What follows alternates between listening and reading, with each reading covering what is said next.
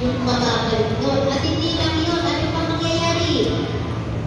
Ang ating kaluluwa ay saan mapupunta? Upang maging karapat, dapat tayo tumanggap Anong oras pa lang? ng banal na bumulong. Andun sa dulo. Para maging karapat, dapat tayo kay Jesus, kailangan muna natin humingi ng sorry sa ating mga nagawang kasalanan. Pangalawa, kailangan natin ng Eucharistia para tayo ay malayo sa paggawa ng kasalanan. Lalo na kayo, mga batang mag-first communion.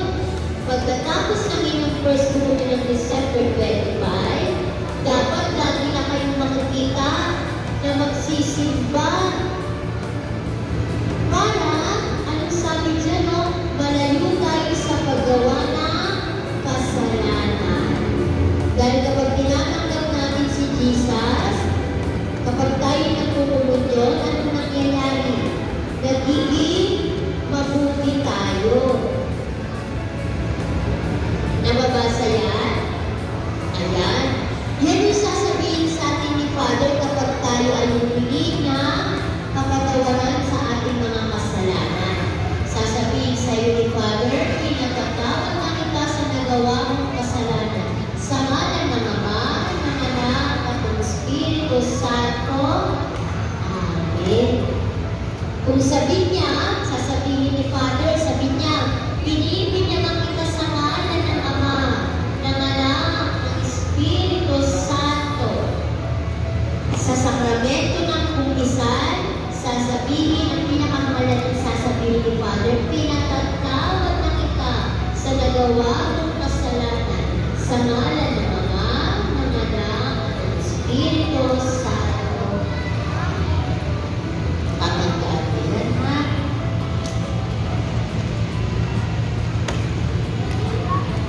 Okay.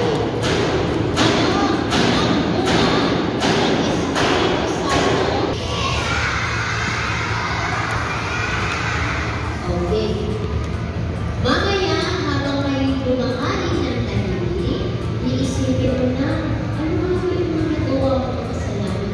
Kasalanan kaya yun? Minsan talagang kapag inuwi siya. Pwede, may magsisiran mo na mga babae, mga kids. Sige. Dito muna ako sa first row.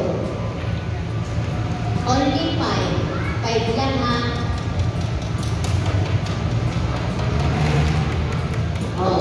Pagkatapos mo isipin ang nagawa mong kasalanan at pagsisihan, pangatlong gagawin, pupunta ka na ngayon kay Father. Sa kanyang tabi, tatabihan mo si Father dahil wala tayong lugar ng sagrado na kayo lang dalawa. At tabi mo lang si Father. At pagkatapos mo tumabi kay Father, ano man sasabihin mo? Unang gagawin, mag-aaral ka na, krus. At sasabihin mo, Father, basbasan mo ako sapagkat ako'y nagkasala. Ito po ang una kong kumpisal. Narito po ang aking mga kasalanan. Ulitin na natin, Father.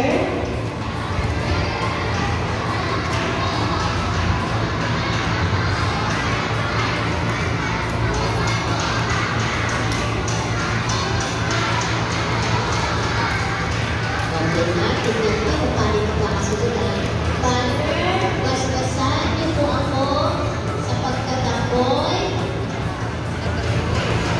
ay nagkasala. Anong gagawin mo? Ito po ang una kong kumpisal. Ano nang gagawin mo sunod? Narito po ang aking mga kasalanan. Ulit.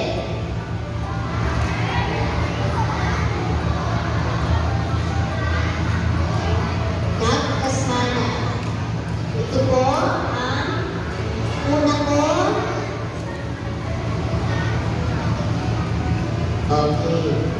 Pagkatapos mo pagtitig, saka mo natin isa-isahin ang mga nagawa mong kasalanan. Father, nagpupunta mga po ko, dapat po ako na nagipag-away po ako. Sample lang yun ha. Huwag na kayong magkwento. Basta sabihin mo lamang sa iyong sarili at kay Father kung ano yung mga nagawa mo sa tingin mo na kasalanan. Lahat tayo may walang kasalanan. Kung tayo ay pinanganak, meron tayong angking kasalanan na nagmula sa unang magulang. Kaya nga kapag tayo ay nag-uumpisan, bumabalik ang ating ugnayan sa Diyos at sa kapwa. Kapag kayo natin nag-uumpisan, matututo rin tayo humingi ng sorry sa ating kapwa. Kasi magsusorry ka na sa Diyos eh. Lagi ka lang magsusorry kay God. Ibig sabihin, kaya mo rin laging mag-sorry sa kapwa mo. Liwanag? Next.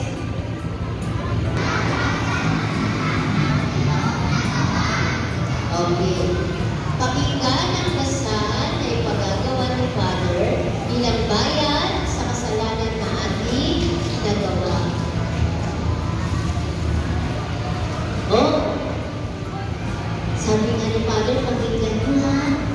Papayuhan tayo ni Father tungkol yung sa nagawa natin kasalanan at sasabihin ni Father kung paano natin pagkakalaan. Pinagawa natin kasalanan, pero sabihin ni Father na magdasal ka namin sa mga namin, sa kapag-alaman para sa nagawa ng kasalanan. Kailangan mong dasalin yun kasi yun yung pinapagawa sa ating ni Father para sa kasalanan natin, mapagpayaran natin. Pang-5, number 5 verse.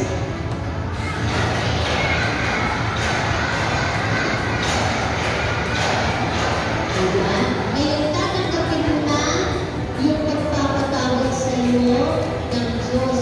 Pinatawad na kita sa nagawa ng kasalanan sa ngalan ng Ama, ng Anak, ng Espiritu Santo. Maliwanag?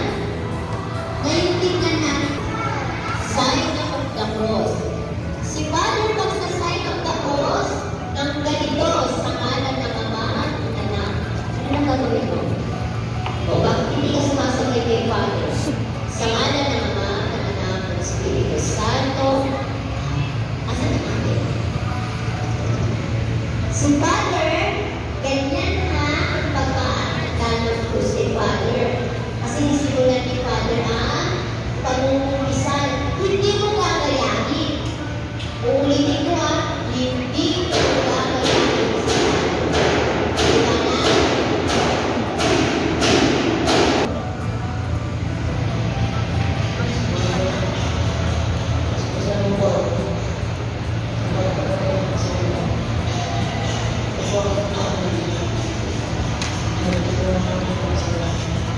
After ng pagkiling yun, sasabihin mo na isa-isa ang mga nagawa mo ng kasalanan.